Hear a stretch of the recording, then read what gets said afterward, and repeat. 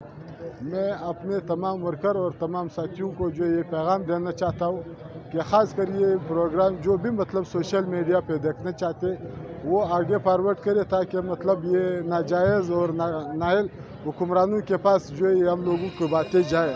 ख़ास कर यहाँ पे जो स्पीड ट्रैफिक है ये एक बेशर्म और नालायक बंदा है।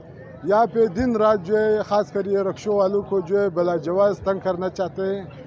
ये लोग मजबूर होकर आज यहाँ पे एहतजाज के लिए मतलब निकला हुआ है।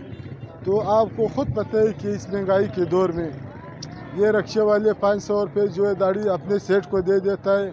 और यहाँ पे ख़ास कर बलूचिस्तान की नहीं बल्कि पूरा कोयटा शहर की आप सड़कें देख रहे हैं कि ये लोग ये सड़कों की बुनियाद पे जो है अपने टैक्स रोज़ाना की बुनियाद पे जमा कर लेते हैं। मगर कोयटा के हालात इस तरह के कि मतलब एक तो ट्रैफिक बहुत सख्त जाम है, दूसरा बात ये है कि सड़कें न होने की बराबर है।